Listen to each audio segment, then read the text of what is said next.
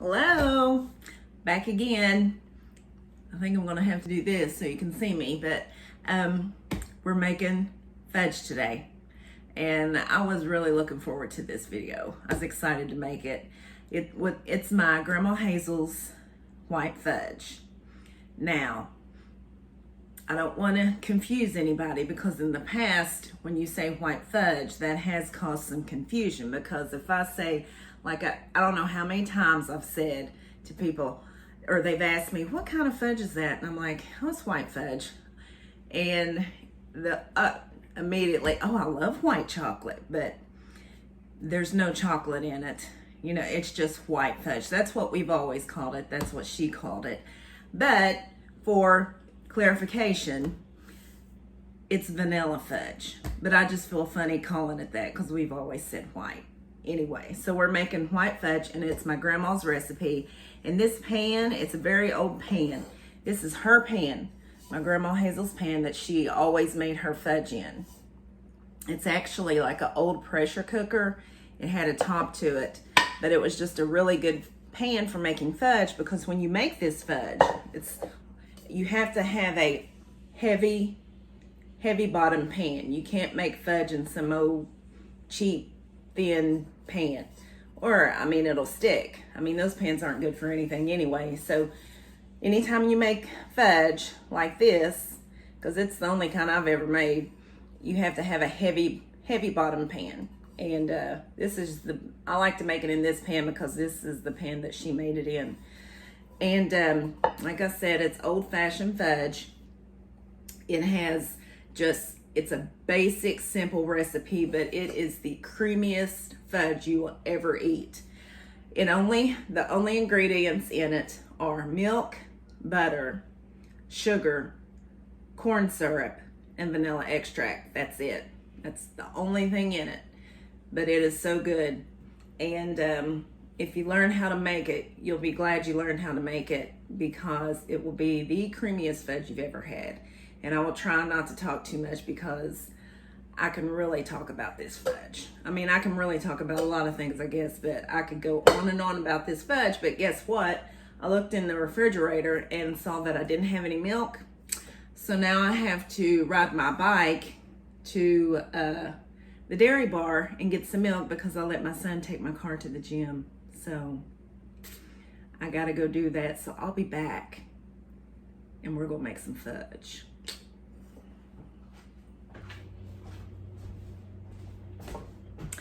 Okay, so I'm back from the dairy bar, my little bike ride, got my milk here. I'm using whole milk. You don't actually have to use whole milk. You can use 2% milk and it will be just as creamy because I've used both and I couldn't even tell a difference.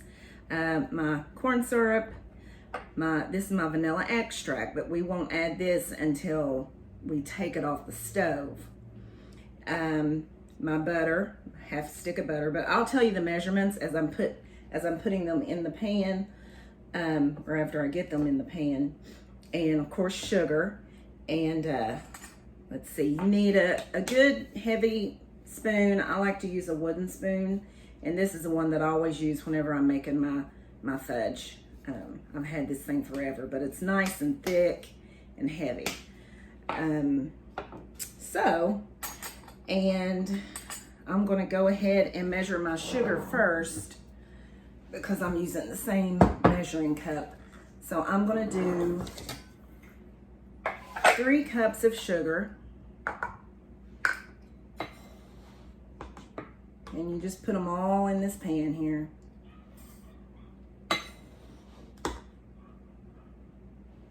And I'm like cut off.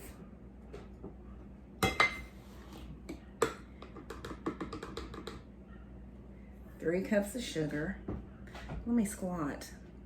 Let's do that. Like I'm short. I'm already short. But 1 3/4 cup of milk. 1 3/4 cup. I'll just use the same one.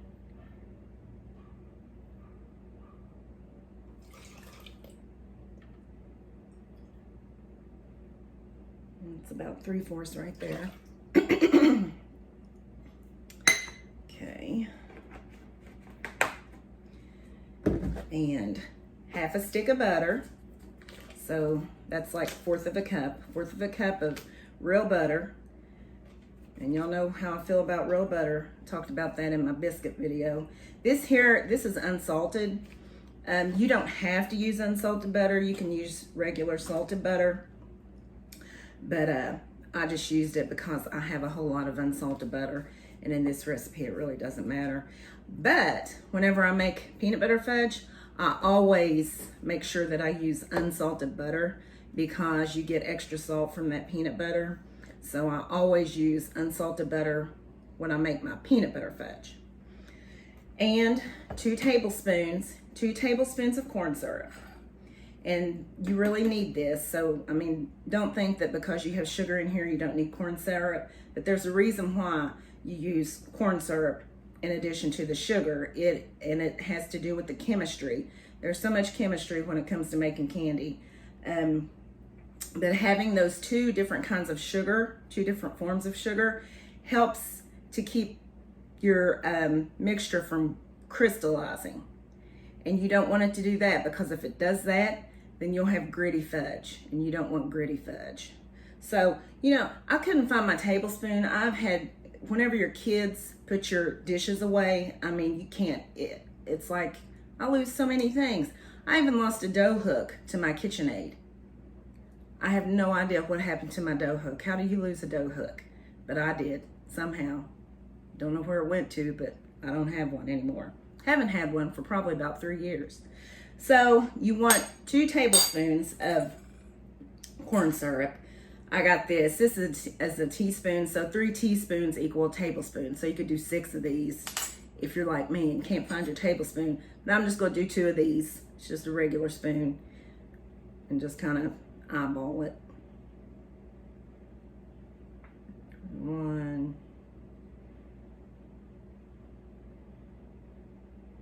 And there's 2. So now that I got this all together, we're going to move over to the stove and start cooking.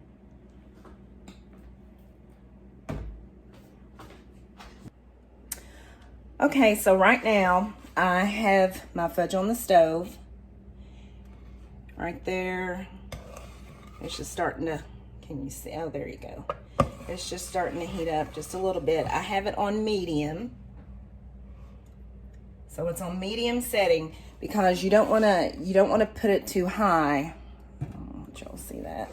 You don't want to put it too high because it'll scorch the fudge. You don't want to do that. So you just want to have it on medium. You got to cook it kind of slow. So it's a bit of a process. You really have to have some patience when you're fixing this, because you have to have patience just to be able to, you know, learn how to make it. Because, you know, when they say fail forward to success, I failed many times making this fudge. But you just have to keep at it if you really want to learn how to make it. But I messed it up many times. And even watching even being around my grandma and watching her make it, I failed making this fudge many times. So, but then I got it, and once you got it, you know how to make it. So it's no big deal. But yeah, my grandma, she used to make this all the time. And also, you have to know how to test it. That's another thing. You can test it in cold water, like water with some ice cubes, because you want the water to be really cold. You can do that, or you can use a candy thermometer. So I do both, usually, or sometimes I just do my candy thermometer. But I always loved it when my grandma would test the fudge, because I would get to eat the tester. That was my favorite thing. You put it in cold water, and when it forms a soft ball, then that means that it's ready. So, you know, if you just want to eat testers, you can test it in cold water. Or, you know, if you're trying not to eat, but, anyway, I don't even make any sense, but you can use the thermometer. And I actually have like different settings as far as the degrees that I like to do my fudge. I do them all on different settings. It's just the difference of maybe a degree or two, but it makes a difference in how the fudge sets up. So like with the chocolate, it's different. With the white, it's a little different. When I do the peanut butter, it's a little different. So with my white fudge, I cook it till it reaches, I believe it's 237. I have all this stuff written down because I went through like trial and error with this fudge. But I believe it's 237 degrees for when I make my white. So, okay, so it's going to take us a while to cook, and whenever, this is what it looks like right now. So whenever it starts to bubble up, then I'll show you what that looks like. But that's going to take probably about 15 minutes or so for it to bubble up, start bubbling up, and start even the process of cooking. Because it's like the fudge, it cooks up, and it's this real pretty white color. And oh, it smells so good. But it's this real pretty white color when it cooks up, and then when it starts to cook down, it starts to get a little dark. It starts to darken a little bit when it cooks down. So you can actually kind of tell when it's done, when it's close to being done, just by looking at it, because it starts. So this is my little book here that I like write stuff. Look at it, it's got all kinds of debris on it from cooking, but I make notes in this, like whenever I make my fudge, and whenever I was making I still make cinnamon rolls, but when I used to set up like at Old Fashioned Days, I'll put a picture in here. I think I know how to do that. But I wrote in here, like, say if I want to double the recipe or triple let me mention this. And when I was talking about doubling, I was talking about cinnamon rolls. But, now look at this. Let me show you. I started cooking up pretty quick. See, it's starting to bubble up. Okay, so anyway. So, Lord, what was I talking about? Doubling the cinnamon roll recipe, because I had a recipe where I doubled it, and then I had a recipe where I did like I don't know why I'm telling y'all this, a double and like a fourth, and then a double and a half. So I had figured out the measurements for all those different, what's the word? Amounts, however many cinnamon rolls I want to make. Like if I wanted to make 2 pans, 4 pans, 6 pans, I figured out the measurements for, okay, let me just quit talking about that. I ain't making cinnamon rolls today. We're doing fudge. Anyhow, I wanted to show you the degrees. There, I can't turn, I don't know why, but when this is on video, I cannot turn it around. And it's going to be backwards for y'all. But there it is. There's the white fudge recipe. 3 cups of sugar, half a stick of butter, 1 3/4 cups of milk, 2 tablespoons of syrup. There's my degrees that I have on my fudge. Like for peanut butter, I cook it to 238. Chocolate, 234. And my white, I don't know why, I have 238, and then I have 237 circled. And see, the reason why you cook them to different degrees, see, the higher the degree is, the more firm that your fudge will be. Say if somebody wanted a really, really soft fudge, then you would cook it to a lower degree. Let's just say, for example, instead of cooking it to 237, you might cook it to 234.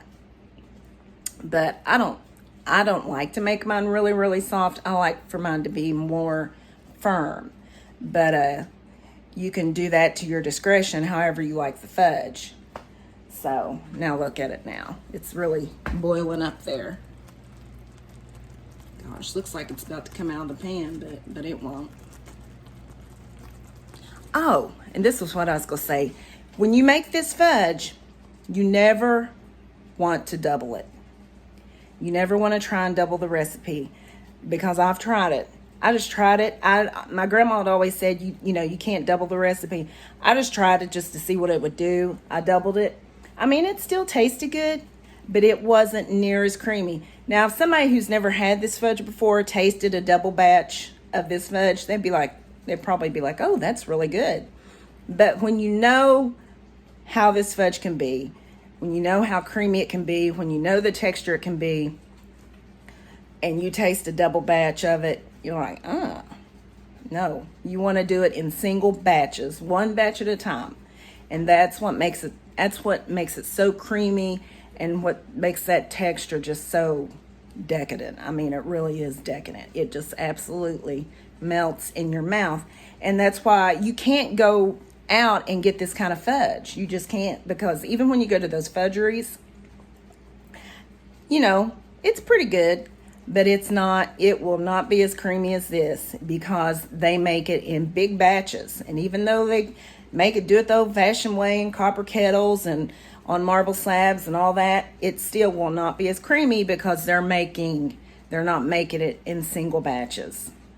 So you cannot go anywhere and buy this kind of fudge unless somebody's making it one batch at a time. And who's doing that? Not too many people. I mean, I did, but okay, enough of that. Okay, so that's what it's looking like right now, and it is at 223 degrees. I'm cooking it to 237 degrees. And I'm also going to do the softball test so y'all can see what that looks like. But that's what it's supposed to look like. And you don't have to stand over top of this and stir it the whole time. But see, it's already starting to cook down. Remember how it cooked up? So now it's starting to cook back down.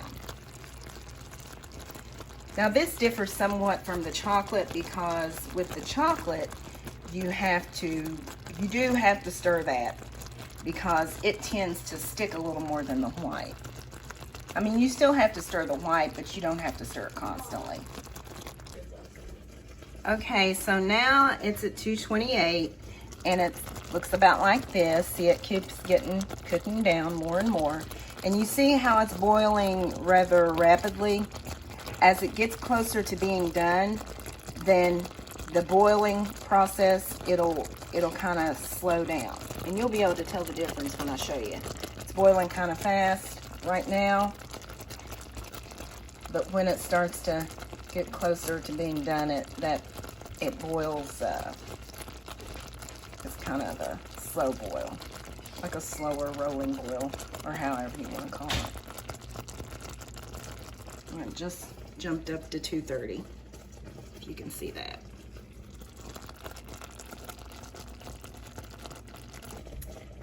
Okay, so it's at 234, and it looks like this right now. And I know I'm being kind of detailed with this, but this really is it's not a detailed process, but it's a precise process. When you make this, it does require just a certain amount of precision. Can you quit making all that racket? It's at 235. So when it gets to 236, I'm going to go ahead and do the softball test. I have my water here with a little bit of ice in it, and I'm going to show you what that looks like.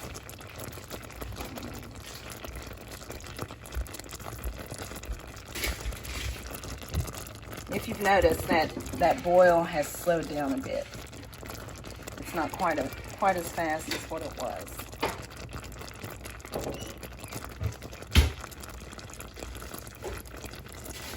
I don't know if you can tell, but okay, now it's reading. It's going off at 237, so I'm going to take about that much, put it in here. Can you see that? I guess a darker pan would have been nice. And so you go like this. It's forming a soft ball. See? Okay, so these are the utensils that I'm going to be using for my fudge. This is just like a flat spatula, like something you'd use to ice cake, and this is a tool. I actually got this at Lowe's, but it's one of those things that they use to do drywall, but I use it for my fudge and my marble slab. And I will tell you about this marble slab because I love this. This is just one of my favorite things, probably the most favorite thing that I have is this marble slab here. And what I do is I will spray these with Pam to keep the fudge from sticking to them. And I also spray my slab here. And I got it all, you know, it's all nice and cleaned off. So just really didn't need that much, but anyway. So that's how I prep for the manipulation process that you have to do for the fudge. So I'm pouring this on my marble slab. Can you see it, Cassie? Get all that, pour that on there, like that. And keep it on there. So, at this time, I'm gonna add my vanilla extract. I don't know what happened to my measuring spoons, but you wanna do about a couple teaspoons of the vanilla extract. And you want to use pure vanilla extract also. Okay, there we go. All right. Okay, so I'm gonna let it cool on that marble slab for 9 minutes. Now that's the beauty of having a marble slab. And see, I didn't always do it like this. I used to let it cool in the pan. My grandma just did hers in the pan. But, and if you leave it in the pan, it has to cool for almost an hour. See, I got it down to where the right time, like I would cool mine for 55 minutes. And I did it exactly 55 minutes for a reason. Because at 55 minutes, I'm talking about in the pan, it was cool enough to where you could start to stir it. And it was warm enough to where it wasn't really hard to stir. Because if you let it cool too long, oh my gosh, I mean, you will wear yourself out stirring that. I have made the fudge before and I've let it cool too long, and I mean, I broke a sweat stirring that fudge, and that ain't no joke. I mean, I broke a sweat. So I got it down, I'm like at 55 minutes in the pan, because I know most people don't have a marble slab. 55 minutes in the pan is time enough for it to cool. And the fudge is very particular. If you mess with that fudge before it has cooled, before that 55 minutes, it will turn to sugar. It will turn to sugar, and you might as well just pitch it in the trash can, because it ain't gonna be fudge. So that is very, very important. Do not fool with that fudge while it's warm, while it's cooling down. Now, a few years ago, I thought, well, you know, I've had this marble slab for years, and I thought, well, let me try to do my fudge on the marble slab. And mind you, I've been making this fudge for a long time, and I've had this marble slab for a long time, but I didn't use it for my fudge. I'm like, what in the world? So a few years ago, I thought, I'm going to do this, do my fudge on my slab. So I did, and I discovered this was such a revelation. I mean, this day was such a momentous occasion. And I'm being dramatic. Yeah, but it was a dramatic thing. I poured this fudge on my marble slab.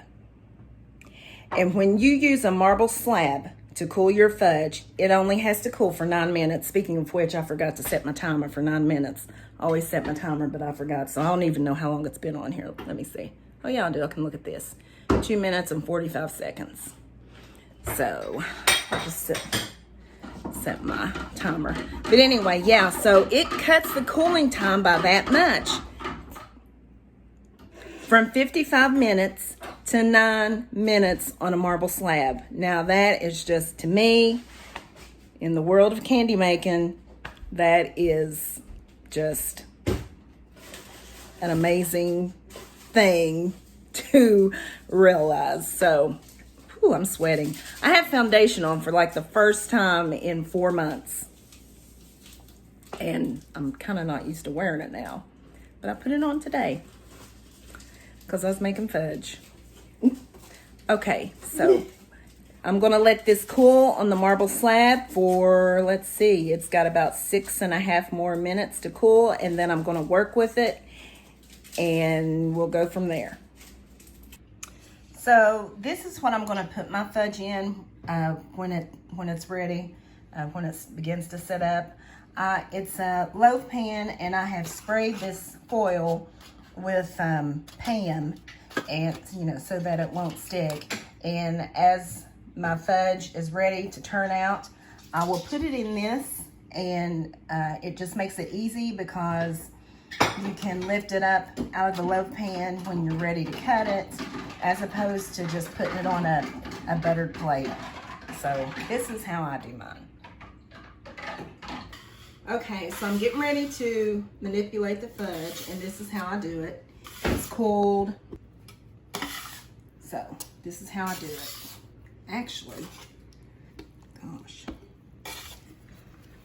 I cooked it a little bit longer, but that's okay. So now if this was in a pan, just think how hard this would be to stir in a pan. This is going to be a more firm fudge, probably because I should have taken it out of the pan. But I mean, I like the firm fudge, and it will still be just as creamy. That's how I prefer mine anyway. Grandma Hazel, she always made hers nice and firm. Oh, what? So it takes it a few minutes to set up, but you'll be able to see as I keep manipulating it. And the weather can affect the fudge somewhat because it can affect the cooking time. Now it's like hot outside, a little humid, but I mean, you can still make fudge. But fudge is like a cooler weather type of dessert. Cooler. And another thing, and if you don't cook the fudge long enough, it will take forever to set up. And also, it won't be as creamy. So that's why it requires, a little bit of precision.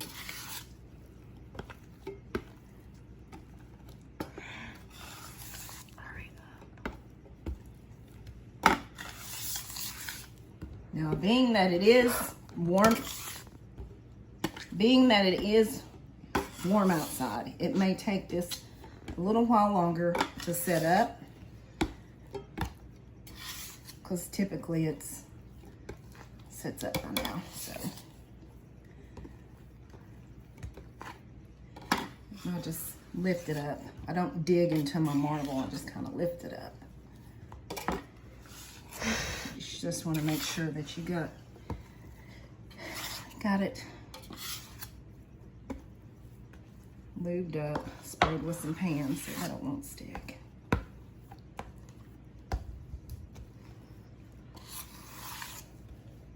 And then this is what I use this for, to kind of scrape that off like that. Now when I'm making peanut butter, the way I do peanut butter is I make my white fudge. Will you quit? Okay, just film this. I make my white fudge, and then at the time that I put the vanilla extract in it, I also put like a big old spoonful of peanut butter in it. And you can, oh my gosh, you can put black walnuts in this. That's really good.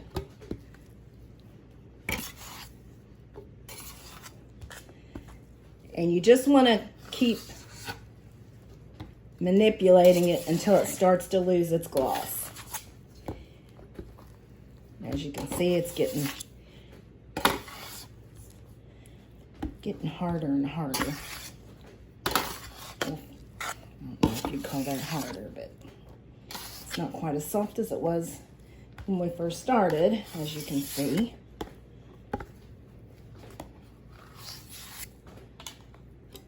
Yeah, I think it's taking a little longer to set up because it's hot outside.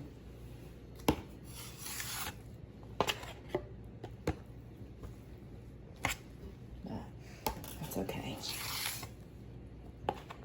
My camera person is getting impatient.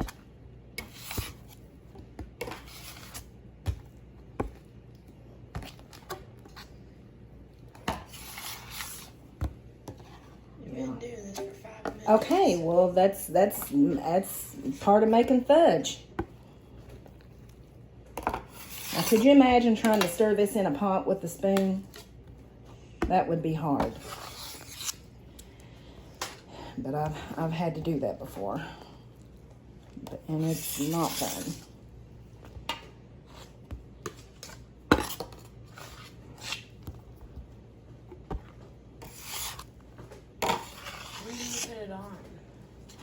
When are you going to put it on? Whenever it's ready to set up. It won't be much longer.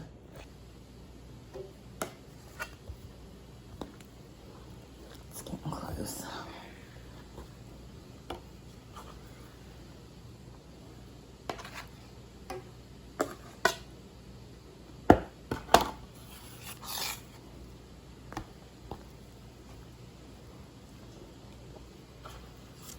And it kind of looks like taffy right now.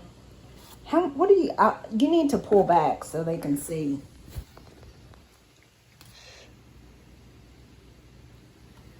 It's getting close. But that's what you got to do. You just got to manipulate it.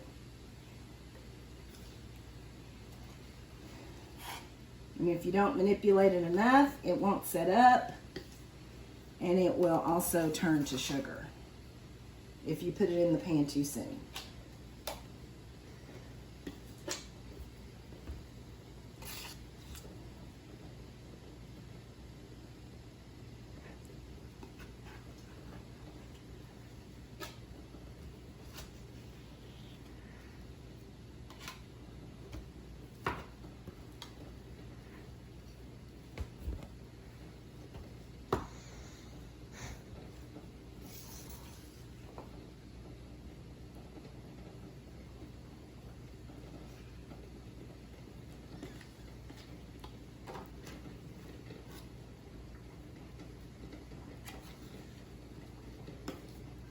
As you can see, it's changing form, but it's still not ready to put in the pan just yet. And I really do believe it's because of the weather that it's taken a little bit longer to set up, because normally it doesn't take quite this long. So I don't even make fudge. People usually make fudge in the winter. Yeah, I don't even make fudge this time of the year, in the middle of summer, but it's getting close. Let's see how it's changed. Probably depends on how hot or cold your house is. No, that has nothing to do with it. It's the weather. This house is hot. But see how pretty? Beautiful. Gorgeous. Well, it is. Will you quit doing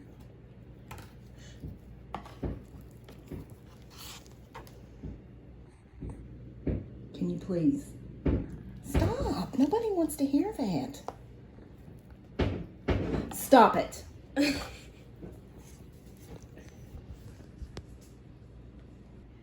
As you can see, this is a little bit of work, that's for sure. But as I said, it normally doesn't take quite this long to set up. I remember me and my grandma made cream candy one time, and whew, we had to go outside and pull it. Cream candy. Yeah, What's cream that? candy. Just cream candy. Yeah, we had to go outside and pull it to get it set up.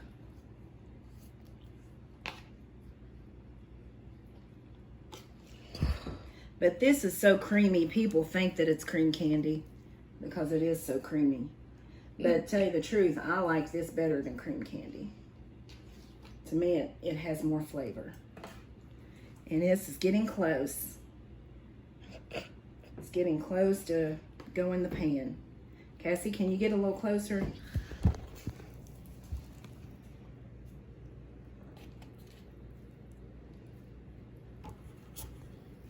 See? Whoa, that's so cool. That's gorgeous. Yeah, it is. So. Oh, do that again. Not that. What? Take your spoon and Like that? yeah. Satisfying. So, I think I'm about ready to put it in my little loaf pan. And then I won't need my little camera person over here anymore. Yeah, it's ready to put in my pan. See there? And I'll leave it in the pan for a few minutes. Another reason this is good, you can just scoop it up just like that. Whoa. Like a bread, like a loaf And of bread. put it in the pan.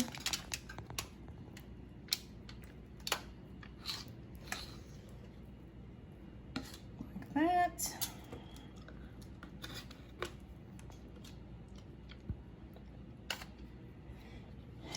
And there it is. And so once it sets up, and this is good too because if you want to like kind of form it somewhat, you can do that. And so I'll leave it in there about 10 minutes or so. And then it'll be ready to cut. Okay, so here's my fudge. I've lifted it. All I had to do was lift it up out of that pan. That's why I like to put the foil in there, because you can just lift it up. So you can see how it has set up. Nice and firm.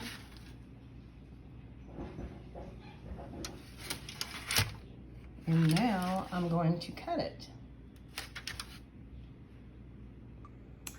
Okay, so I cut my fudge up. And as you can see, when you cut it, you will get little crumbles, but you know, you can eat those. That's what it looks like. That is vanilla fudge. But as we call it, white. That is white fudge.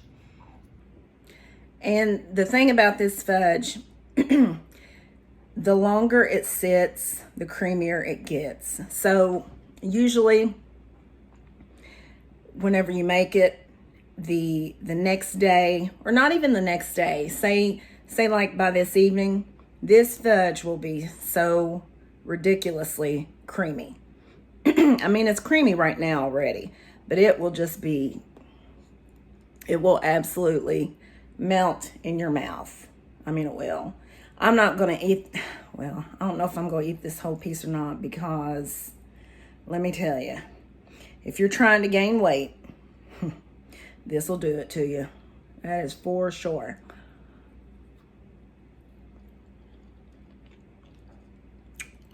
Who am I kidding? I'm going to eat the whole piece.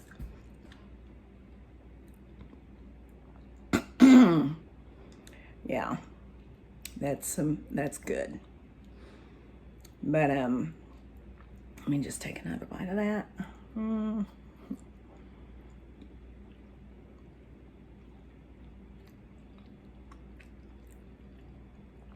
Just like my grandma used to make. Y'all need to learn how to make this. You really do. So once again, I forgot to say it in the beginning, but if you like what you see, subscribe. And as the YouTubers say, smash that like button. Go ahead and smash that like button. And I have many more videos to come. I have made a list of things that I want to make videos about. So I don't know, I'm having fun doing this. So until my next video, which will be very soon. I'm not sure what I'm doing yet, but believe me, I will let you know. So I will see you next time. Bye-bye.